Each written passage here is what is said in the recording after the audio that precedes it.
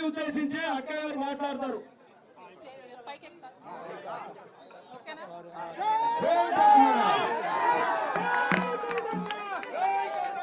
జై తెలంగాణ, జై తెలంగాణ, జై తెలంగాణ.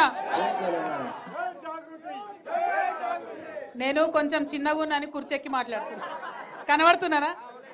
అందరికీ నమస్కారం. ఎంచ గ్రామస్తులకి, అదేవిధంగా చుట్టుపక్కల 9 గ్రామాల్లో గోదావరి పరివాహక ప్రాంతంలో పొలాలు మునిగిపోయి కడువేడు దుఃఖంతో ఉన్నటువంటి మా రైతన్నలందరూ కూడా హృదయపూర్వకంగా చేతులెత్తి నమస్కారాలు తెలియజేస్తున్నా. ఇవాళ నవీపేట మండలంలో గోదావరి పరివాహక ప్రాంతంలో మరి ఎన్నడూ లేనంత నష్టం జరిగింది. అంతకుముందు కూడా ఇక్కడ గోదావరి ప్రాంతంలో మనకు అలవాటే, గంగ వస్తుంది పోతుంది, దానికి తగ్గట్టు మనం సిద్ధంగా ఉంటాం, మనకు అలవాటే. కానీ ఈసారి దేవుడు చేసిన పాపం కాదు, ఈసారి మనుషులు, ఈ ప్రభుత్వంలో ఉన్నటువంటి మంత్రులు చేసిన పాపంతోని మనకు 10 రోజులు ఈ పరివాహక ప్రాంతంలో నీళ్లు నిలబడి ఉన్నాయి. అది మనందరికీ తెలిసినటువంటి విషయమే. అంతకుముందు ఎప్పుడైనా కూడా మనం మాట్లాడేది అధికారులతోని అన్ని విషయాలు మాట్లాడి కొంచెం ముందు సిద్ధంగా ఉండేది. యూరియా విషయం అయితే ఖచ్చితంగా కాలం కాకముందే రైతులకు అవసరం లేనప్పుడే యూరియా తెచ్చి సిద్ధంగా వేసుకొని పెట్టేది. ఇప్పుడున్నటువంటి ప్రభుత్వం ఆఖరికి యూరియా ఇవ్వకుండా మిమ్మల్ని లైన్లలో నిలబెట్టి ఇబ్బంది పెడుతుంది. అంటే వాళ్ళకి ఆలోచన లేదు, యూరియా గురించే అర్థం కాలే, ఇక నీళ్ళ గురించి వాళ్ళకి ఏం అర్థమవుతుంది. ఎస్ఆర్ఎస్పి నుండి సందర్భాన్ని బట్టి, అవసరాన్ని బట్టి నీళ్లు వదులుతూ ఉంటే మనకి పరివాహక ప్రాంతంలో రైతులకు ఇబ్బంది కాదు. కానీ ఈసారి ఏం చేసిండ్రు, అట్లనే నిల్వ ఉంచిండ్రు. పేరుకేమో 42 గేట్లు ఎత్తినామని చెప్పిండ్రు, కానీ మొత్తం ఎత్తలేదు, సగమే ఎత్తిండ్రు. అంటే రైతులను మోసం చేయడంతోనే ఈ ప్రభుత్వం మొదలుపెట్టింది. ఈ 2 ఏళ్లలో భరించినాం, అనేకం భరించినాం. రైతు డిక్లరేషన్ అని వరంగల్ చెప్తే అవి ఇయ్యకుంటే కూడా భరించినాం. సరే ఇయ్యాల కాకపోతే రేపు ఇస్తారు కావచ్చు అనుకున్నాం. 2 ఏళ్లలో ఒకసారి బోనస్ వచ్చింది. అది కూడా ఎట్లా, బాగా హుషారుతనం ఉన్న హుషారంతా రైతుల కాడనే ప్రదర్శిస్తున్నారు. ఎప్పుడైతే పంట కోస్తారో దాన్ని సగం పంట రైతులు అమ్ముకునేదాకా కాంటలు పెడతలేరు, పెట్టి కొంచెమే కొంటున్నారు, కొని కొంతమందికే బోనస్ ఇస్తున్నారు. మన కండ్ల ముందు జరుగుతున్న వాస్తవాలే, మోసాలే చెప్తున్నా. నేను కొత్తగా ఏం చెప్తలేను. మిమ్మల్ని అందరినీ నేను కోరేది ఒకటే, ఇప్పుడు ప్రభుత్వాన్ని కోరేది ఒకటే. 3 మంత్రుల పాపం వల్ల ఇక్కడ సుదర్శన్ రెడ్డి గారు, అక్కడ తుమ్మల నాగేశ్వరరావు గారు, మరి ఖమ్మంలో ఉన్నటువంటి రైతులు, ఖమ్మంలో ఉన్నటువంటి మంత్రులు ఇక్కడ మా నిజామాబాద్ రైతులను నిండా ముంచిరని వాళ్ళు నేను ఆరోపణ చేస్తా ఉన్నా. తుమ్మల నాగేశ్వరరావు గారు, మీరు కేవలం ఒక జిల్లా మంత్రి కాదు, మీరు తెలంగాణ మంత్రి, తెలంగాణ మంత్రివర్యులుగా ఆలోచించండి. తెలంగాణలో ఉన్న అందరు రైతులు మీకు సమానమైన విషయం గమనించండి. నిజామాబాద్ బిడ్డగా, బోధన్ కోడలుగా మా నవీపేట మండలంలో 9 గ్రామాల్లో దాదాపు 5,000 ఎకరాల పంట మునిగింది. నిజామాబాద్ కలెక్టర్ గారు నేను డిమాండ్ చేస్తున్నా, మీ ఎంఆర్ఓలు తప్పు లెక్కలు రాసిండ్రు, దయచేసి మళ్ళీ ఒకసారి అధికారులను పంపించండి, మళ్ళీ రైతుల దగ్గరికి పంపించండి. ఏ రైతులది ఎన్ని ఎకరాలు మునిగిందో నీతిగా నిజాయితీగా నోట్ చేసుకొని పోండి.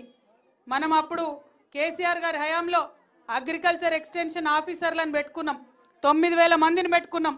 ఆ పిల్లల్ని నేను రిక్వెస్ట్ చేస్తున్నా, మీరు కరెక్ట్ లెక్కలు పైకి ఇవ్వండి. మిమ్మల్ని పెట్టుకున్నదే 5,000 ఎకరాలకు ఒకళ్ళు ఉంటే మంచిగా అర్థమవుతుందని పెట్టుకున్నాం. కరెక్ట్ లెక్కలు దయచేసి కలెక్టర్కి ఇవ్వమని చెప్పి నేను కోరుతా ఉన్నాను. అదేవిధంగా 10 రోజులు మునిగినటువంటి పంట నిజంగా మొత్తం రైతులందరికీ కూడా కళ్ళల్లో నీళ్లు తెప్పించేటటువంటి పరిస్థితి ఉన్నది. ఎక్కడా కూడా దీంతోని ₹1 కూడా రైతుకు పెట్టుబడి వచ్చే లాభం లేదు, పరిస్థితి లేదు. కాబట్టి నేను ఒకటే డిమాండ్ చేస్తున్న కలెక్టర్ గారిని, తక్షణం మీరు నవీపేట వచ్చి విజిట్ చేయండి, మీరు వచ్చి ఇక్కడ పరిస్థితి చూడండి. ఎకరానికి 50,000 ఖచ్చితంగా రైతులకు పంట నష్ట పరిహారం ఇవ్వాలని నేను రేవంత్ రెడ్డి గారిని డిమాండ్ చేస్తా ఉన్నాను, తుమ్మల నాగేశ్వర్ గారిని డిమాండ్ చేస్తా ఉన్నాను. మరి ఇక్కడ మనకు సుదర్శన్ రెడ్డి గారు ఉన్నారు, పెద్ద మనిషి.